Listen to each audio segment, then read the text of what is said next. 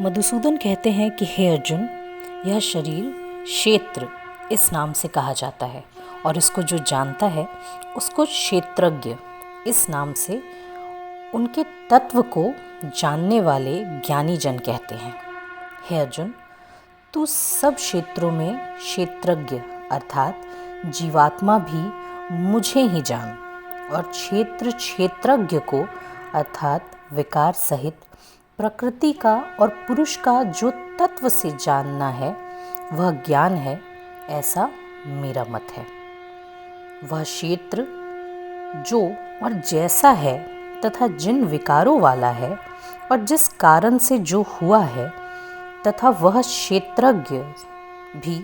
जो जिस प्रभाव वाला है, वह सब संक्षेप में मुझ में सुन। यह क्षेत्र और क्षेत्रज्ञ का तत्व ऋषियों द्वारा बहुत प्रकार से कहा गया है और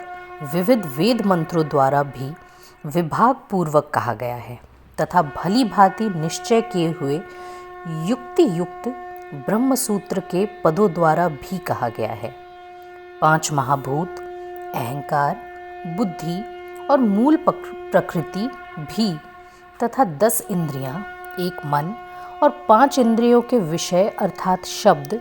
स्पर्श, रूप, रस और गंध तथा इच्छा, द्वेष, सुख, दुख, स्थूल देह का पिंड, चेतना और धृति, इस प्रकार विकारों के सहित यह क्षेत्र संक्षेप में कहा गया है। श्रेष्ठता के अभिमान का अभाव, दंभचारण का अभाव, किसी भी प्राणी को किसी प्रकार भी न सताना, क्षमा भाव, मन, वाणी आदि की सरलता,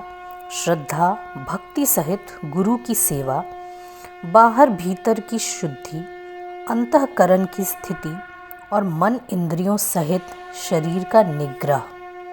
इस लोक और परलोक के संपूर्ण भागों में आसक्ति का अभाव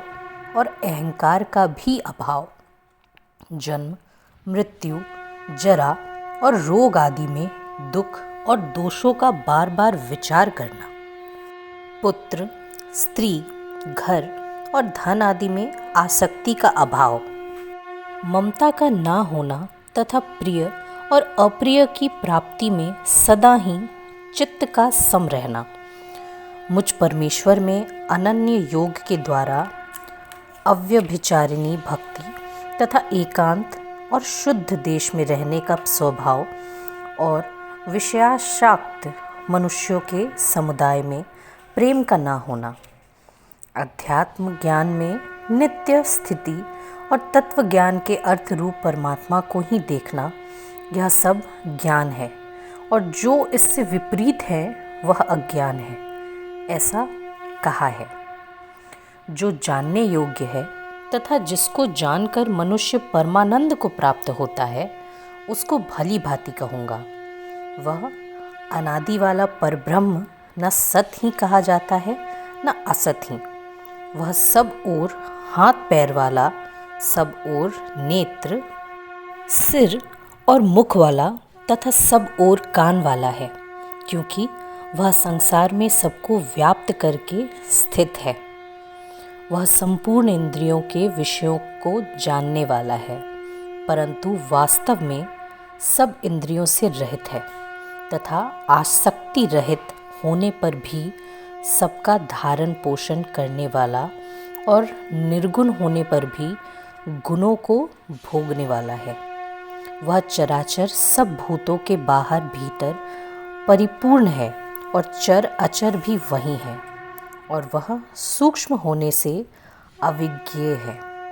तथा अति समीप में और दूर में भी स्थित वही है। वह परमात्मा विभाग रहित एक रूप से आकाश के सदृश परिपूर्ण होने पर भी चराचर संपूर्ण भूतों के विभक्त सा स्थित प्रतीत होता है तथा वह जानने योग्य परमात्मा विष्णु रूप से भूतों को धारण पोषण करने वाला और रुद्र रूप से संहार करने वाला तथा ब्रह्मा रूप से सबको उत्पन्न करने वाला है। वह परब्रह्म, ज्योति का भी ज्योति एवं माया से अत्यंत परे कहा जाता है। वह परमात्मा बोध स्वरूप, जानने के योग्य एवं तत्व ज्ञान से प्राप्त करने योग्य है और सबके हृदय में विशेष रूप से स्थित है। इस प्रकार क्षेत्र तथा ज्ञान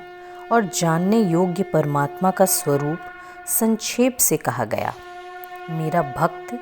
इसको तत्व से जानकर मेरे स्वरूप को प्राप्त होता है।